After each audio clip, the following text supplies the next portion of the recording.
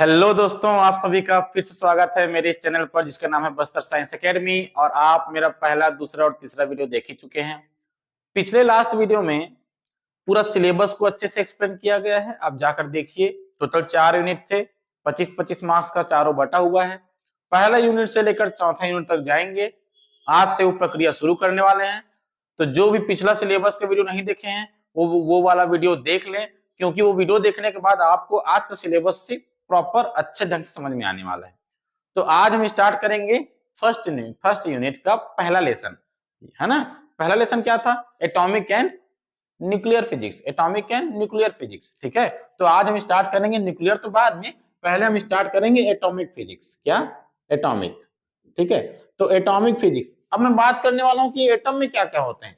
हम सब जानते हैं प्रोटॉन, इलेक्ट्रॉन, न्यूट्रॉन, सब आता है, लेकिन हम बात करेंगे स्टार्टिंग से, कौन कौन आए, क्या क्या बात किए। लास्ट में जाकर हम बात करेंगे कि एटम के अंदर क्या क्या होते हैं, वो हमको मालूम चल जाएगा, ठीक है। बस इतना बात करते हैं कि एटम एक छोटी से छोटी इकाई है, एकदम छोटी से छोटी इकाई है, ठीक है, जिसको और तोड़ा नहीं जा सकता और विभाजित नहीं किया जा सकता, वही एटम कहलाता है, परमाणु कहलाता है, ठीक है। मैं, आप, क्या बोलते हैं इसको, मार्कर, व्हाइट बोर्ड, सारा चीज, चश्मा, टोपी, हर चीज एटम से मिलकर बना हुआ है। आप किसी भी चीजों को तोड़ते जाइए, मरोड़ते जाइए, तब तक तोड़ते जाइए जब तक कि वो टूटना बंद ना हो जाए। सबसे छोटा यूनिट तक तोड़िए, जहां तक तोड़ सकते हैं। तो लास्ट में जो बचेगा, सबसे लास्ट में जो बचेगा वही एटम होगा, क्योंकि एटम को और तोड़ा नहीं जा सकता, ठीक है। और ये एटम जो है नॉर्मल ऐसे वातावरण में नहीं मिलता है, ये किसी न किसी, कोई भी चीज इससे बना हो सकता है, ये स्वतंत्र रूप से घूमते हुए नहीं मिलेगा, ठीक है। हवा है तो हवा एटम से मिलकर बना हुआ है ना, समझ रहे हो। ये फ्रीली नहीं मिलता, ये किसी न किसी चीजों को बनाता है, ठीक है। सजीव निर्जीव चीजों पर ही मिलता है। तो हम बात आगे करते हैं। तो एटम के बारे में सबसे पहले कौन आए, कौन बताए? Sir J Thomson. किसने बताया? सबसे पहले जे थॉमसन ने, ठीक है ना, जे थॉमसन।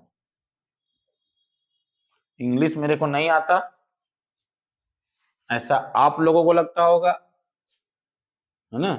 जे थॉमसन, ठीक है। जे थॉमसन लगभग 1898 में इन्होंने बताए थे। क्या बताए थे? अच्छा, इनके मॉडल का नाम क्या था? Plum pudding model.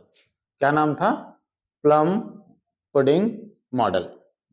ये इनके एटॉमिक मॉडल का नाम था, प्लम पुडिंग मॉडल, ठीक है। प्लम मतलब पॉजिटिव या फिर निगेटिव चार्ज, है ना। लगभग खरबूजा, तरबूज जानते हो ना, तरबूज, ये किसके बारे में बताया? तरबूज के बारे में। तरबूज, खरबूज, कलिंदर, अभी कलिंदर का मौसम, तरबूज खरबूज का चल ही रहा है, आप लोग खा भी रहे होंगे और खाते रहिए, अच्छा रहेगा, स्वाद ठंडकता रहेगी अंदर में। तो तरबूज, नॉर्मल से बताता हूं, मान लो ये तरबूज है। इस मॉडल में ज्यादा हमें कुछ भी नहीं मिला, तो इसके बारे में ज्यादा हम पढ़ाई नहीं करेंगे, छोटा सा पढ़ के छोड़ देंगे, ठीक है। जैसे ये तरबूज है, तरबूज का ये सब क्या है? खाने वाला हिस्सा, है ना। ये जितना मैं ऐसा कर रहा हूं ना, ये बीज, उसका बीज नहीं है, ये उसके खाने वाला हिस्सा है, जिस हिस्से को हम खाते हैं, ठीक है। और ये जो मैं बना रहा हूं निगेटिव चार्ज, ये क्या है? माइनस चार्ज है, मतलब यही है क्या? तरबूज का बीज, ठीक है, तरबूज का बीज। मतलब तरबूज के खाने वाला हिस्सा पूरा प्रोटॉन है। मैं नहीं बोल रहा हूं, जे थॉमसन बोल रहे हैं कि ऐसा होता होगा, ऐसा है, ऐसा वो बोल रहे थे कि तरबूज का जितना खाने वाला हिस्सा है वो प्रोटॉन है, और जहां जहां बीज कहीं कहीं कहीं कहीं दिख रहा है वो सब क्या है? इलेक्ट्रॉन है, ठीक है। और इलेक्ट्रॉन के बीच जो प्रतिकर्षण बल लगता होगा, एक दूसरे को धक्का देते होंगे, इन लोग धकेलते होंगे, तो वो क्या होता है? जो बाकी जो प्रोटॉन है, ठीक है, उनके आकर्षण बल से, क्योंकि उनके बीच और इनके बीच आकर्षण बल लगेगा, अट्रैक्टिव फोर्स लगेगा, तो वो जो अट्रैक्टिव फोर्स है, माइनस माइनस के बीच जो रिपल्सिव फोर्स लगता है, उसे बैलेंस कर देता है। ऐसा मैं नहीं कह रहा हूं, ऐसा सर बोलते थे, जे थॉमसन, ठीक है। ऐसा होता है, लेकिन ये बहुत ही, मतलब स्टार्टिंग का मॉडल था, उस समय काम भी आया। ये क्या बताए, ये क्या समझा पाए, इसके फायदे क्या हुए? कि जैसे कि एक इलेक्ट्रॉन को हम निकाल दिए तो क्या होता है? वो जो एटम है वो आयोनाइज्ड हो जाता है, आयनित हो जाता है। जैसे सोडियम है, सोडियम से एक इलेक्ट्रॉन को बाहर निकाल दिए, टोटल 11 होता है, एक को बाहर निकाल दिए, बाहर निकालने के बाद क्या हो जाता है? वो सोडियम प्लस, ठीक है, एक इलेक्ट्रॉन को बाहर निकाल दिए, है ना। तो ये क्या हो गया? आयनाइज्ड हो गया, आयनित हो गया सोडियम। तो वैसे ही कोई एटम कैसे आयनित होता है? प्रकाश विद्युत प्रभाव को भी समझा दिया, है ना, है ना, तो कुछ कुछ सहज को समझा पाए। लेकिन आप खुद सोचिए, इलेक्ट्रॉन जो हम अभी जो जानकारी अपने अंदर रखे हुए हैं, इलेक्ट्रॉन अलग अलग सेल में होते हैं, है ना, अलग अलग सेल में होते हैं, ठीक है। ये मान लो न्यूक्लियस है और ये अलग अलग कक्षाएं हैं, अलग अलग सेल हैं। यहाँ पे एक इलेक्ट्रॉन बैठा हुआ है, यहाँ पास भी एक इलेक्ट्रॉन बैठा हुआ है। मान लो ये इलेक्ट्रॉन ऊपर गया, तो ऊपर जाने के लिए इसको क्या चाहिए, एनर्जी चाहिए, है ना। और मान लो ये वाला इलेक्ट्रॉन नीचे आया, तो उसके लिए क्या करेगा, ये अपना एनर्जी छोड़ेगा, ठीक है। जब ये एनर्जी छोड़ेगा, मान लो यहां वाला छोड़ा या फिर यहां वाला यहां पे आया, तो ये भी क्या करेगा, अपना एनर्जी छोड़ेगा, ठीक है। तो इसका एनर्जी ज्यादा होगा, इसका एनर्जी कम होगा। जिसका एनर्जी मतलब यहाँ पे एनर्जी में वेरिएशन दिखाई दे रहे हैं, मतलब फ्रीक्वेंसी में भी वेरिएशन दिखाई देंगे, तरंग दैर्ध्य में भी वेरिएशन दिखाई देंगे, और इन्हीं वेरिएशन को हम जब डिटेक्ट करते हैं तो उसी हम बोलते हैं स्पेक्ट्रम। अच्छे से बताऊंगा उसके बारे में, अभी चिंता मत कीजिए, ठीक है। तो उस स्पेक्ट्रम के जरिए मालूम चलता है कि किसी एक आयन का, किसी एक एटम का प्रॉपर्टी क्या क्या होता है। लेकिन ये तो बीज है ऐसा बोल रहा है तरबूज का, तो ये बीज यहाँ हो चाहे यहाँ हो चाहे यहाँ हो चाहे यहाँ, उससे कोई फर्क पड़ता है क्या। बीज तो तरबूज के अंदर बीज यत्र तत्र सर्वत्र फैले हुए रहते हैं, उनका तो कोई अस्तित्व ही नहीं रहता है। तो इन रेडिएशंस के बारे में जे थॉमसन का जो प्लम पुडिंग मॉडल है वो नहीं बता पाया और फेल हो गया। बस इतना नॉलेज रखेंगे, इसमें ज्यादा नॉलेज हमको रखने की आवश्यकता नहीं है। इसमें से कोई क्वेश्चन आ जाए ऐसा मुझे नहीं लगता, अगर आ जाए तो छोटी मोटी बात जो मैं अभी आपको बताया हूं उतना काफी होगा, ठीक है। हम सीधा नेक्स्ट टॉपिक की ओर चलते हैं। नेक्स्ट टॉपिक जो थोड़ा बहुत अच्छा समझाए, ठीक है, जे थॉमसन सर से थोड़ा अच्छा समझाए एटॉमिक मॉडल को, वो है रदरफोर्ड। कौन है वो, रदरफोर्ड, ठीक है, रदरफोर्ड, रदरफोर्ड का परमाणु मॉडल, ठीक है। परमाणु मॉडल के बारे में बात करेंगे। पहले इन्होंने क्या किया, एक्सपेरिमेंट किया, पहले उसकी बात करते हैं, ठीक है। लगभग 1911 में इन्होंने ये काम किए थे, अपने दो साथियों के साथ मिलकर, ठीक है। तो इन्होंने क्या किया उसको पहले देखते हैं, फिर ऑब्जर्व करेंगे कि क्या क्या उन्होंने काम कर डाला इसमें, ठीक है। तो उन्होंने सबसे पहले क्या किया, एक स्वर्ण पत्र लिया। ये क्या है, स्वर्ण पत्र है। क्या नाम दे रहा हूं मैं इसको, स्वर्ण पत्र। अब नाम नहीं दे रहा हूं, वो तो स्वर्ण पत्र ही है ना, गोल्ड का झिल्ली है, पतला सा फिल्म है, ठीक है। लगभग इसकी जो मोटाई होती है वो लगभग 0.2 माइक्रोमीटर की मोटाई की होती है, लगभग 0.2 माइक्रोमीटर उसका मोटाई, ठीक है, फिल्म का उतने मोटाई का एक फिल्म लिए, ठीक है। फिर क्या किए, एक सोर्स लिए। क्या सोर्स, अल्फा पार्टिकल का सोर्स लिए। क्या था सोर्स के रूप में, क्या लिए थे, बिस्मथ लिए थे। 93 और 214 ऐसे कुछ था, मुझे अच्छा एग्जैक्ट याद नहीं आ रहा है।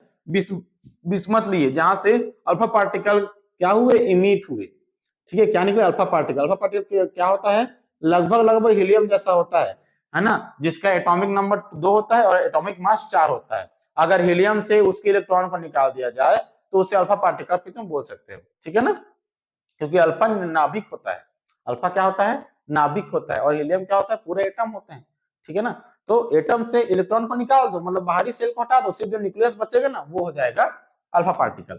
अब अल्फा पार्टिकल को क्या किया गया, इसमें बौछार करा गया है, ऐसा फुल स्पीड से एकदम फटाक से पड़ा। इसमें जैसे ही पड़ा तो इधर लाइट जला, ऐसे पूरा लाइट चकाचौंध हो गया, ऐसे ऐसे सब तरफ ऐसे ऐसे लाइट दिखाई दिया। और इस लाइट को क्या किए, किसी माइक्रोस्कोप के जरिए, किसी डिटेक्टर के जरिए, अब मैं एग्जैक्ट डायग्राम बनाकर नहीं बता रहा हूं, है ना, किसी डिटेक्टर के जरिए क्या किया गया, उसको देखा गया, ठीक है, कि लाइट कहां कहां से आ रहा है, जो लाइट आ रहा है कितना लाइट आ रहा है, कितना मैं भेजा था और कितना मुझे मिल रहा है, वो सब देखा गया।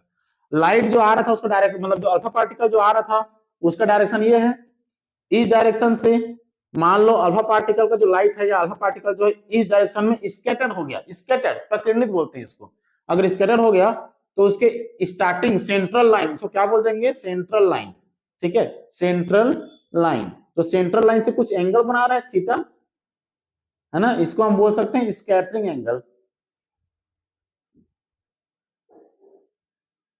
ठीक है। प्रकीर्णित कोण क्या बोलेंगे, प्रकीर्णित कोण, ठीक है ना, ठीक है। तो थीटा मिला, अब अलग अलग अल्फा पार्टिकल जो स्कैटर्ड हो चुके हैं उसका अलग अलग एंगल बढ़ रहा है। देखो इसका अलग एंगल, इसका अलग एंगल, इसका अलग एंगल, इस वाले का अलग एंगल, तो एंगल डिफरेंट होते गया। तो डिफरेंट डिफरेंट एंगल में डिफरेंट, अब देखिए हो सकता है जो यहाँ पे जो मतलब इस डायरेक्शन में जो अल्फा पार्टिकल भागा वो बहुत सारे हो सकते हैं। इस डायरेक्शन में हो सकता है सीधा सीधा भी चला गया हो, तो सीधा सीधा चला गया है ना अल्फा पार्टिकल, उसकी संख्या कम भी हो सकती है, ज्यादा भी हो सकती है। कितना हुआ हमें नहीं पता, क्योंकि प्रैक्टिकल हम नहीं किए, रदरफोर्ड ने किए, उनको पता है, वो बताएंगे अभी। ठीक है, कि कितना अल्फा पार्टिकल कितने एंगल से स्कैटर्ड हो गया। तो वो एंगल देखे थीटा, और किस एंगल में कितने अल्फा पार्टिकल क्या क्या होते गए, स्कैटर्ड होते गए, उसके बीच में क्या बना दिए, वो एक ग्राफ बना दिए। ठीक है, किसे किसके बीच, एंगल और number of scattered alpha particle different different angle पर। मान लो यहाँ पे 10 अल्फा पार्टिकल है, यहाँ पे 100 अल्फा पार्टिकल है, यहाँ पे 1000 अल्फा पार्टिकल है, मतलब क्यूब। ठीक है, ये देखो 4 5 इस टाइप से, और ग्राफ कुछ बना इस टाइप से, है ना। मैं यहां बोलता हूं कि ये है मान लो 20 40 60, ऐसे करते करते मान लो यहाँ कहीं पे है 180 या 160 लगभग। अब खुद देखिए लगभग लगभग अगर मैं इसको यहां से ऐसे करूं और इसको ऐसे मिला दूं, डायग्राम इधर उधर बन रहा होगा, आप समझिए लगभग 10 की घात 5, 5 मतलब इकाई, दहाई, सैकड़ा, हजार, 10,000, लाख, 1 लाख, 5 मतलब 5 जीरो पीछे, तो 1 लाख अल्फा पार्टिकल 0 से 20 एंगल तक निकल गया। 0 से 20 एंगल तक मतलब ये जो लाइन है उससे थोड़ा थोड़ा ऐसे ऐसे करके निकल गए, समझ रहे हो। और जो ज्यादा एंगल बनाया होगा, ज्यादा एंगल ऐसे घुमावदार एंगल पूरा ऐसे वापस आने वाला, वो कम हो गया। देखो जैसे एंगल बढ़ते गया तो नंबर ऑफ पार्टिकल कम होता गया। देखो एंगल बढ़ता गया तो नंबर ऑफ पार्टिकल कम होता गया। देख रहे हो ना, आगे बढ़ रहा है तो ग्राफ नीचे आ रहा है, मतलब नंबर ऑफ पार्टिकल कम हो रहे हैं तो एंगल भी कम हो रहा है। इसका मतलब अगर मैं आगे जाऊं 180 डिग्री पर, 180 160 पर 10 से भी कम पार्टिकल अल्फा पार्टिकल ऐसे थे जो 160 180 एंगल पर 180 डिग्री पर लौटे वापस, जिधर से गए उधर से वापस लौट के, बहुत ही कम, एकाध तो ऐसा होगा। ठीक है, ये एक्सपेरिमेंट उन्होंने किए और कुछ ऑब्जर्वेशन निकाले। ठीक है, और इसी के आधार पर उन्होंने एक फॉर्मूला दिए, एन थीटा इज मतलब एन थीटा क्या है, नंबर ऑफ पार्टिकल है। नंबर ऑफ पार्टिकल जो एंगल पर डिपेंड कर रहा है कि कितने कितने एंगल पर कितना कितना नंबर ऑफ पार्टिकल जो है स्कैटर्ड हो जाएंगे, वो एन है। ठीक है, और उन्होंने एक फॉर्मूला दिया साइन की पावर 4 थीटा बाई 2। अब खुद देखिए अगर थीटा वैल्यू में क्या कर दूं, 0, थीटा वैल्यू क्या कर दूं मैं, 0। अब 0 मतलब क्या होता है कि यहां आया, टकराया और सीधा निकल गया, 0 एंगल, क्योंकि ये थीटा है, ये 0 होगा, थीटा 0, थीटा ये 90, ये 180, तो ये 0 हुआ ना, तो 0 मतलब सीधा निकल गया।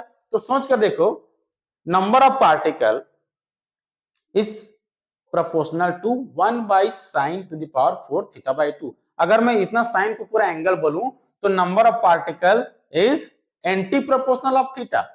Number of particle is proportional to 1 by theta, मतलब थीटा और नंबर ऑफ पार्टिकल एक दूसरे के व्युत्क्रमानुपाती है, एंटी प्रोपोर्शनल है। मतलब थीटा अगर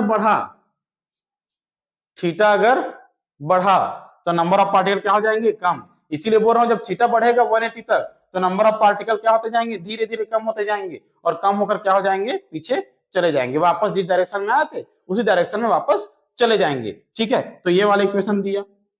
अगर थीटा जगह में क्या कर दूं, 0 रखूं, 0, तो साइन 0 की वैल्यू 0 और 1/0 की वैल्यू लगभग इनफिनाइट। इसका मतलब बहुत सारे पार्टिकल जो है 0 एंगल पर निकल गया, आर पार निकल गया। ठीक है, अभी मैं एक दूसरे डायग्राम से आप लोगों को समझाने वाला हूं। ठीक है, तो ये मिटाने वाला हूं मैं क्या बोला अभी जस्ट, ये फॉर्मूला याद रखिएगा, क्या पता अचानक पूछ दे। ठीक है, एक आध ऑप्शन में आ जाए, क्योंकि इस फॉर्मूला में कोई ध्यान देगा नहीं, कोई ध्यान नहीं देगा, एकदम इंपॉर्टेंट नहीं है, लेकिन अचानक पूछ दिया गया तो काफी लोग इसको नहीं बनाएंगे क्योंकि उनको याद नहीं रहेगा। ठीक है, ये आपके लिए प्लस पॉइंट हो सकता है। ठीक है, ध्यान रखिएगा। और इसमें से रदरफोर्ड से एक क्वेश्चन आया भी हुआ है 2019 के एग्जाम में, मैं बताने वाला हूं आपको, है ना। तो देखिए आगे, मान लो, देखते जाइए, हाँ मैं क्या बताने वाला हूं। हो सकता है ये गोला एकदम अच्छे से सर्कल जो है अच्छे से नहीं बना होगा, तिरछा बना होगा, क्योंकि मैं इस एंगल से देखता हूं तो इस एंगल से देखने पर वो एकदम स्फीयर ही, सॉरी एकदम स्फीयर या सर्कल ही लगता है, लेकिन सीधा देखने से ये सर्कल तो है नहीं, ये भी नहीं होगा, ठीक है मान लीजिए। और मैं बोलता हूं कि ये एटम है, ये क्या है एटम, और मैं बोल रहा हूं कि ये जो है ये पूरा प्लस है, प्लस मतलब ये क्या है न्यूक्लियस, क्या है ये न्यूक्लियस, नाभिक, क्या है ये नाभिक है, ठीक है। इधर है बिस्मथ, है ना, ये बिस्मथ है, बहुत बड़ा होगा बिस्मथ, जहां से क्या हो रहा है अल्फा पार्टिकल निकल रहे हैं, और अल्फा पार्टिकल ऐसा देखो, ध्यान से देखना, ये किसका डायरेक्शन है सेंट्रल लाइन का, मतलब नाभिक का डायरेक्शन, इसका डायरेक्शन कहां से मेजर करते हैं सेंटर से, ठीक है ऐसा। अब ये जो है वो है अल्फा पार्टिकल आया, टकराया, ठीक है, मुड़ गया, ठीक है, अल्फा पार्टिकल आया, टकराया, है ना, मुड़ गया, ऐसा आया, नहीं टकराया, सीधा निकल गया, या फिर एकदम सीधा नहीं निकलेगा, थोड़ा सा तो इसको भी धक्का मिलेगा और थोड़ा ऐसा तिरछा हो जाएगा, ठीक है ना, और जो आएंगे वो सीधा निकल जाएंगे ऐसे।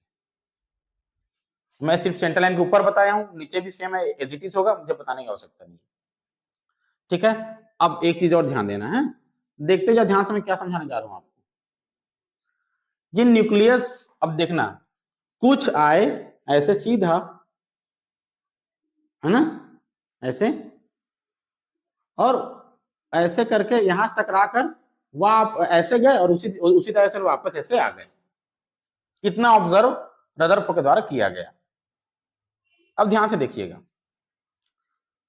बहुत सारे ऐसे थे जो सीधा पार करके चले गए स्वर्ण पत्र को, है ना, गोल्ड के फिल्म को सीधा पार करके छेद कर सीधा चले गए जीरो एंगल पर, कोई फर्क नहीं पड़ा। कुछ कुछ ऐसे थे जो उनके पास से गुजरे, है ना। अब ध्यान से देखिए, जो अल्फा होता है ना, वो क्या होता है पॉजिटिव होता है, क्या होता है पॉजिटिव, +2e, अभी पहले से बताया हूं, चार्ज 2 होता है, इसका मास 4 होता है, ठीक है, +2e चार्ज होता है। जो किसी भी एटम का जो न्यूक्लियस होता है वो क्या होता है, क्या होता है उसमें प्रोटॉन होते हैं, प्लस होते हैं, है ना, प्रोटॉन होते हैं। इसके अंदर नंबर ऑफ प्रोटॉन, मान लो कितने प्रोटॉन है, जेड प्रोटॉन है, तो उसका चार्ज कितना हो जाएगा, ZE, टोटल प्लस ZE, इसके अंदर क्या है प्लस ZE, और जो पार्टिकल आ रहा है अल्फा पार्टिकल वो क्या है +2e, तो दोनों सेम सेम चार्ज, एक दूसरे क्या करेंगे रिपल करेंगे। तो ये बाद में एनालाइज किया गया, कुछ ऐसे आए और इसके चक्कर में रिफ्लेक्ट होकर ऐसे चले गए, ठीक है, एंगल बना रहे हैं, देखो अगर इसको मैं सीधा खींच देता ऐसे तो ये क्या है थीटा, अगर इसको मैं सीधा खींच दूंगा ऐसे तो ये क्या है थीटा, ठीक है। तो इस प्रकार से कुछ कुछ आए और अलग अलग एंगल पर रिफ्लेक्ट हो गए, और कुछ ऐसे गए सीधा गए और सीधे वापस आ गए। तो जो सीधा जो जा रहे थे वो क्या किया होगा, सीधे सीधे ऐसे गए और धीरे धीरे धीरे धीरे धीरे धीरे उसका स्पीड कम होने लगा होगा, क्यों, क्योंकि ये +2 बहुत ज्यादा स्पीड से आया होगा, लेकिन +ZE क्या किया होगा, धक्का देगा इसको कि मेरे तरफ मत आ, लेकिन वो जाते जाते जाते जाते उसके स्पीड जो एकदम स्पीड से आ रहा था वो धीरे धीरे हो गया, और एक समय ऐसा आया होगा कि वो रुक गया होगा, है ना। और रुकने के बाद क्या हुआ होगा, अब उसके पास काइनेटिक एनर्जी खत्म हो चुकी है, सिर्फ क्या बचा, पोटेंशियल एनर्जी, गतिज ऊर्जा खत्म, स्थितिज ऊर्जा बस बचा हुआ है ना। जैसे देखो ये क्या है, स्प्रिंग है, ठीक है, और इसमें आप कूदे, जैसे ही कूदोगे ये दब जाएगा, है ना, दबते हुए इसका स्पीड बहुत ज्यादा रहेगा दबते वक्त, और ये दब कर मान लो इतना छोटा हो गया, ठीक है। अब क्या हो गया, आप इसमें खड़े हो, अब ये क्या होने वाला है, आप रेस्ट में आ गए, रुक गए, अब आपके पास काइनेटिक एनर्जी खत्म हो गया, अब इतना ज्यादा पोटेंशियल एनर्जी है आपके पास, वो क्या करेगा, आपको एकदम जोर से ऊपर उछालेगा, है ना।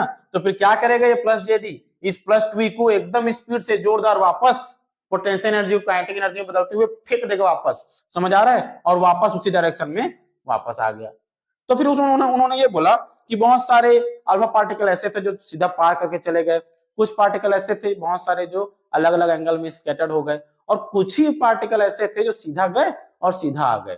इसका मतलब ये हुआ कि किसी एटम के सेंटर में कोई एकदम पॉजिटिव चार्ज है मतलब पूरे एटम का पॉजिटिव चार्ज किसी सेंटर में है, पूरे एटम का टोटल मास उसके सेंटर में है, एकदम सॉलिड है, जिसको अल्फा पार्टिकल भी पार नहीं कर पाया।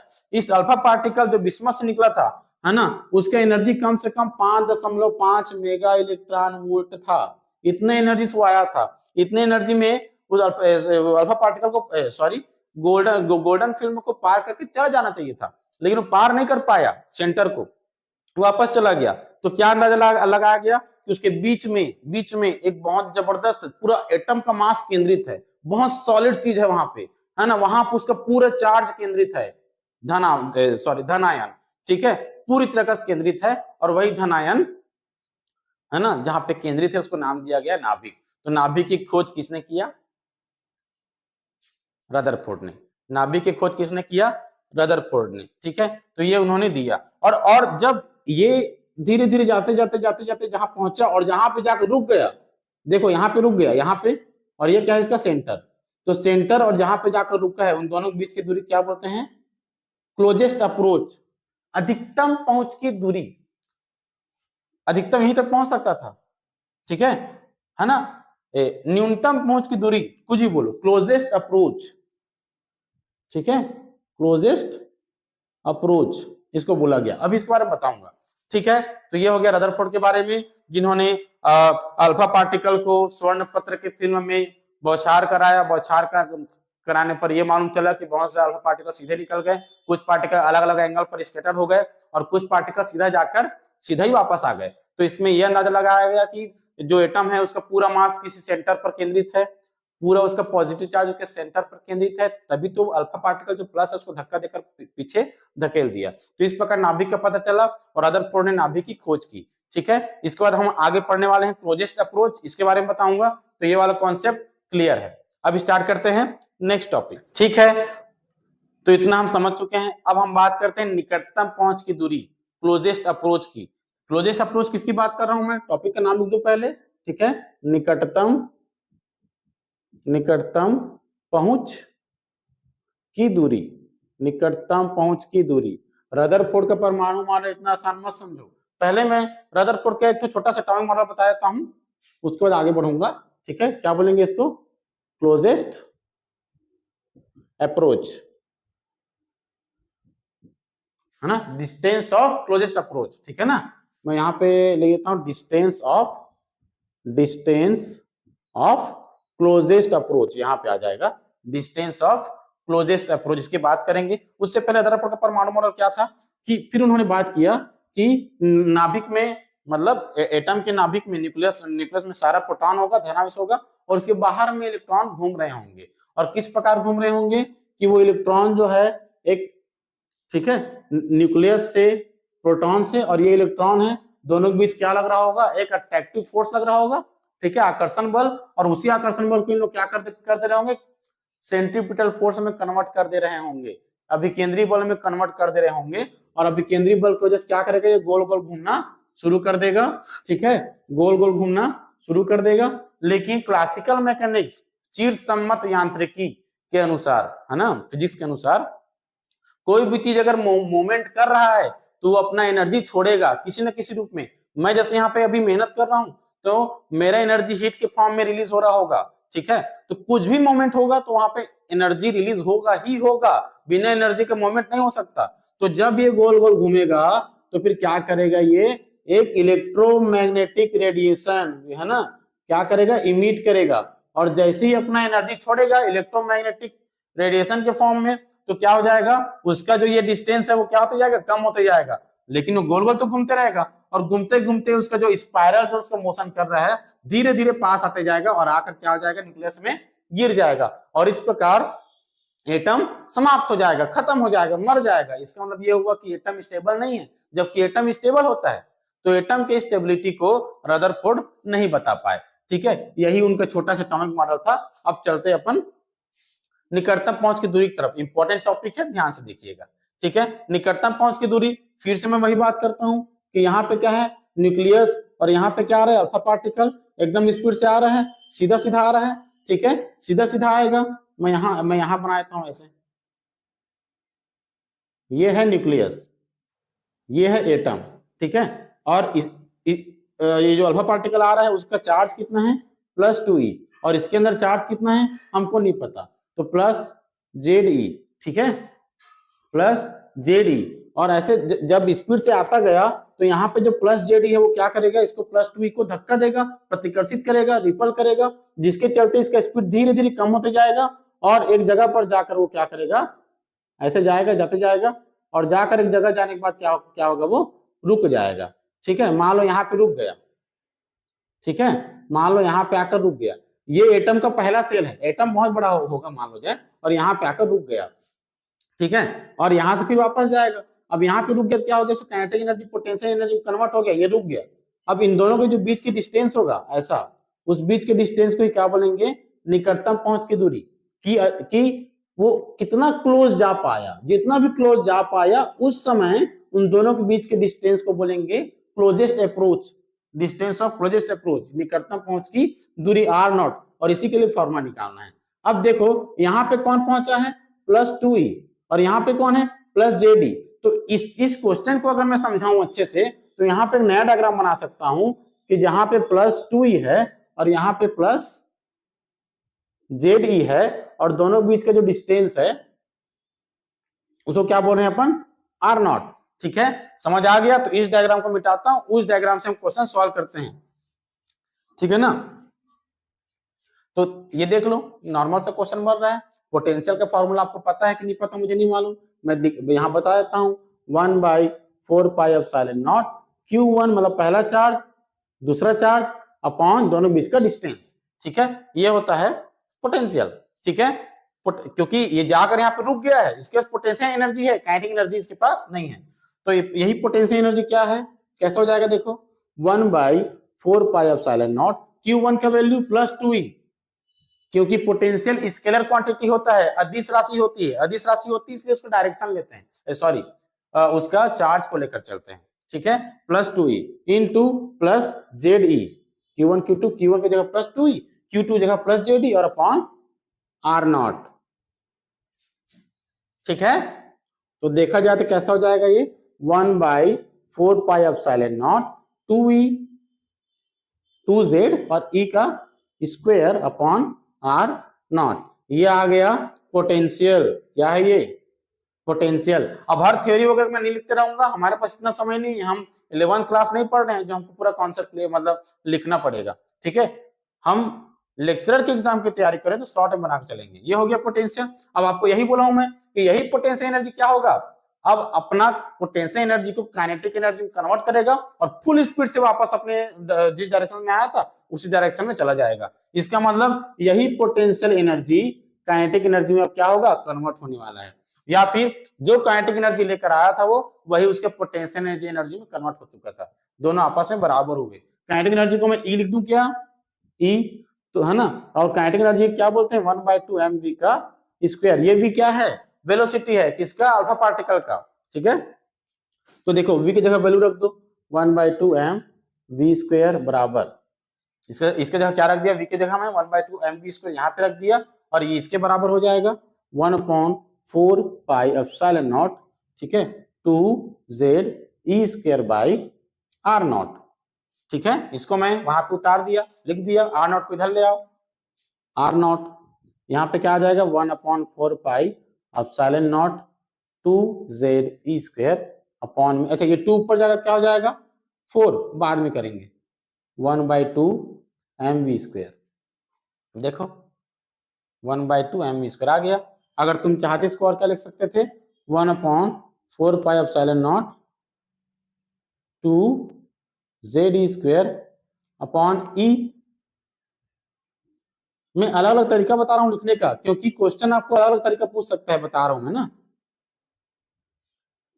ई क्यों लिखे, क्योंकि काइनेटिक एनर्जी है, यदि ई है तो उसकी जगह में ई लिख दिया, या फिर 2 को ऊपर ले जाता मैं तो क्या हो जाता है ये 1/4πε0, ये 2 × 2 का 4 ze का स्क्वायर अपॉन mv का स्क्वायर, mv का स्क्वायर। ये देखो ये 3 फॉर्मूले हैं, वेलोसिटी दिया हो, मास दिया हो तो ये फॉर्मूला सॉल्व हो जाएगा, डायरेक्ट काइनेटिक एनर्जी दिया है और क्लोजेस्ट अप्रोच पूछा जाता है, इससे सॉल्व हो जाएगा।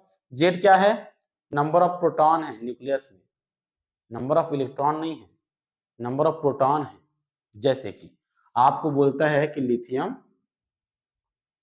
है ना 2+, अब लिथियम का कितना होता है नंबर ऑफ इलेक्ट्रॉन 3, तो नंबर ऑफ इलेक्ट्रॉन भी 3, नंबर ऑफ प्रोटॉन भी 3, प्रोटॉन भी 3, इलेक्ट्रॉन भी 3, लेकिन यहाँ पे देखो 2+ है, मतलब 2 इलेक्ट्रॉन निकल चुका है, तो इलेक्ट्रॉन कितना है इसके पास, 1, मतलब इसके पास नंबर ऑफ इलेक्ट्रॉन कितने होंगे, 1, लेकिन न्यूक्लियस में नंबर ऑफ प्रोटॉन तो 3 ही रहेंगे ना समझ रहे हो, तो नंबर ऑफ इलेक्ट्रॉन पर डिपेंड नहीं करता जेड का वैल्यू, न्यूक्लियस में कितने प्रोटॉन है उस पर डिपेंड करता है, और प्रोटॉन तो स्टेबल रहता है, 11 सोडियम का 11 है तो 11 ही रहेगा प्रोटॉन, मतलब जेड का वैल्यू 11 ही रहेगा, भले बाहर का इलेक्ट्रॉन कितनों भी आदान प्रदान होता रहे। ठीक है, तो ये हमारा फॉर्मूला आ गया क्लोजेस्ट अप्रोच का, ये फॉर्मूला याद रखना। ठीक है, ध्यान रहे अगर पूछ दे कि अल्फा पार्टिकल को भेजा जाता है, ठीक है ना, न्यूक्लियस के पास या न्यूक्लियस से झगड़ा करने के लिए, तो न्यूक्लियस के कितना पास तक वो जा सकता है, कितना डिस्टेंस तक वो जा सकता है, समझ रहे हो, बात समझ में आ रही है। तो ये है निकटतम पहुंच की दूरी क्लोजेस्ट अप्रोच के लिए फॉर्मूला, ये फॉर्मूला आपको याद होना चाहिए, अगर नहीं भी है तो प्रूफ करने आना चाहिए, ऐसा जरूरी नहीं कि हमको हर फॉर्मूला याद हो, प्रूफ करने आ जाए तो भी चलेगा। तो ये हमारा हो गया क्लोजेस्ट अप्रोच, ठीक है, डिस्टेंस ऑफ क्लोजेस्ट अप्रोच, निकटतम पहुंच की दूरी। अब हम स्टार्ट करेंगे नेक्स्ट टॉपिक, अभी रदरफोर्ड खत्म नहीं हुआ है, सॉरी रदरफोर्ड के परमाणु मॉडल खत्म नहीं हुआ है, ठीक है, थोड़ा और बचा है, अभी हमको पढ़ना है इंपैक्ट पैरामीटर, ठीक है, क्या बोलते हैं उसको, संघट ऐसे कुछ बोलते हैं, ठीक है, संघट पैरामीटर ऐसे कुछ होगा, इंपैक्ट पैरामीटर हमको पढ़ना है, संघट प्राचल बोलते हैं, क्योंकि इसी से क्वेश्चन आया हुआ है आपके 2019 के एग्जाम में, अभी जो टॉपिक बताने वाला हूं, ठीक है, तो ये टॉपिक खत्म हुआ, अब चलते हैं नेक्स्ट टॉपिक की तरफ। अब हम बात करते हैं इंपैक्ट पैरामीटर की। इंपैक्ट पैरामीटर मतलब प्राचल संघट से, संघट प्राचल जिसको स्मॉल बी से शो करते हैं, ये जो है अल्फा पार्टिकल के पाथ को डिफाइन करता है कि कैसे किस पाथ का अनुसरण करेगी, मतलब उसकी ट्रेजेक्ट्री कैसी होगी। जैसे कि ये न्यूक्लियस है, ये क्या है न्यूक्लियस, ये क्या है उसका सेंटर लाइन, ये क्या है उसका सेंटर लाइन, ये क्या है न्यूक्लियस है, ठीक है। अब एक जो है अल्फा पार्टिकल ऐसे आता है, तो जब अल्फा पार्टिकल आएगा उस समय उसके सेंट्रल लाइन से, किसके सेंट्रल लाइन से, न्यूक्लियस के सेंट्रल लाइन से, है ना, जहां पे अल्फा पार्टिकल पहुंचा है वहां से उसका परपेंडिकुलर डिस्टेंस पे क्या बोलते हैं, इंपैक्ट पैरामीटर। अब जैसे ये पास आ जाएगा ऐसे, यहाँ पे आ गया अल्फा पार्टिकल, तो इन दोनों बीच के डिस्टेंस क्या बनेंगे, इंपैक्ट पैरामीटर। ये क्या है, ये न्यूक्लियस है, ठीक है ना, न्यूक्लियस है। अब यहां से क्या हो जाएगा, ये मुड़ना शुरू कर देगा ऐसे, ऐसे है ना, ये थीटा एंगल पर मुड़ना शुरू कर देगा, ये इसका सेंट्रल लाइन है। तो जब यहाँ पे था तो उसका बी का वैल्यू इतना था, जब यहाँ पे आएगा तो बी का वैल्यू क्या हो गया, बढ़ गया, फिर जब यहाँ पे आएगा तो फिर बी का वैल्यू क्या हो गया, बढ़ गया, यहाँ पे जाएगा तो फिर बी का वैल्यू क्या हो गया, बढ़ गया। तो इसके हिसाब से बी क्या कर रहा है, जैसे जैसे थीटा एंगल पर अल्फा पार्टिकल मुड़ते जा रहा है, बी का वैल्यू बढ़ते जा रहा है, ठीक है। तो इंपैक्ट पैरामीटर ही बताता है कि किस पाथ का अनुसरण वो करेगा, कैसी उसकी ट्रेजेक्ट्री होगी, ठीक है। तो ये है इंपैक्ट पैरामीटर, ज्यादा इसके बारे में बात नहीं करेंगे, बहुत बड़ा है हमारा सिलेबस, जल्दी खत्म करनी है, ठीक है। तो मैं डायरेक्ट बात करता हूं, आप अभी देखे थे फॉर्मूला आर नॉट का, मतलब कि किसका, क्लोजेस्ट अप्रोच का, 1/4π0 और 2z/e²/e, यही था। तो मैं ये बोल रहा हूं कि 2 को हटाओ, किसको हटाया मैं, 2 को, है ना, मैं 2 को हटा दिया और साथ में क्या जोड़ दिया, cot θ/2, क्या जोड़ दिया, cot θ/2, ठीक है। r को हटाया और b लिख दिया, और यही है इंपैक्ट पैरामीटर का फॉर्मूला। अब तुम चाहो यहाँ पे क्या लिख सकते हो, 1/2 mv², मतलब कि ये 2 कहां चल देगा, ऊपर, ठीक है। ये है इंपैक्ट पैरामीटर का फॉर्मूला। जैसे जैसे थीटा क्या होगा, बढ़ेगा, समझ आ रहा है, थीटा क्या हो रहा है, बढ़ रहा है ना, देखो यहां बढ़ा, अगर यहाँ पे होता और यहाँ पे होता तो इंपैक्ट पैरामीटर का वैल्यू भी उसके हिसाब से बदलते जाता, ठीक है। अगर मान लो बी का वैल्यू 0 हो, बी का वैल्यू क्या हो, 0 हो, यही सवाल आया था, बी का वैल्यू 0 हो, तब क्या हो जाएगा, देखो तो यहाँ 0 रखो तो ये पूरे टर्म ये पूरा टर्म इधर आकर 0 हो जाएगा, क्या बचेगा, cot theta by 2 equal to 0। तो cot का वैल्यू 0 किसमें होता है, 90 में। किसमें होता है, 90 में। तो cot कटा तो थीटा इक्वल टू क्या हो जाएगा, 180 सॉरी, समझ आ गया। इसका मतलब b का वैल्यू 0। अब 0 मतलब क्या हो गया कि ये पूरा ऐसे चिपक जाए, 0 मतलब पूरा चिपक जाए, मतलब क्या हुआ है कि सीधे सीधा न्यूक्लियस की तरफ गया है। तो कितना एंगल पर स्कैटर होगा, वो उसी डायरेक्शन पर 180 डिग्री पर वापस आ जाएगा। समझ आ रहा है, मतलब b का वैल्यू जैसे जैसे बदलेगा उसके हिसाब से थीटा भी बदलते जाएगी। अगर मान लो b का वैल्यू 1 है, इन दोनों बीच का डिस्टेंस 1 है, एक बहुत डिफिकल्ट आ जाएगी, इतना ही ठीक है। ठीक है, इनफाइनाइट भी तुम रख के देख सकते हो। तो ये हो गया, ठीक है ना। तो यही सवाल आया था, b का वैल्यू अगर 0 हो तो थीटा का वैल्यू क्या आएगा। 2019 से क्वेश्चन निकालिए और देखिए, वहां आप संघर्ष पाचल का वैल्यू b का वैल्यू अगर 0 हो तो कितना एंगल पर स्कैटर होगा, कितना एंगल पर होगा, थीटा इक्वल टू 180। तो ये फॉर्मूला याद रखना। ये आपका इंपैक्ट पैरामीटर खत्म हो गया, कुछ भी नहीं है, छोटा टॉपिक था, इसमें ज्यादा लंबा समय व्यतीत हम नहीं करेंगे, है ना। तो रदरफोर्ड का जितना भी प्रोसेस था, जो भी क्वेश्चन आ सकते थे, जिन जिन टॉपिक से क्वेश्चन आ सकते थे, वो सारे टॉपिक मैंने कवर कराया है। ठीक है, अब नेक्स्ट वीडियो पर फिर से हम मिलेंगे एक नए टॉपिक के साथ, एटॉमिक के, है ना, एटॉमिक को पहले खत्म कर लेंगे, अभी हाइड्रोजन स्पेक्ट्रा वगैरह आएगा। ठीक है, तो फिर से मिलते हैं नेक्स्ट वीडियो पर। तब तक के लिए जय जोहार, जय छत्तीसगढ़, जय हिंद।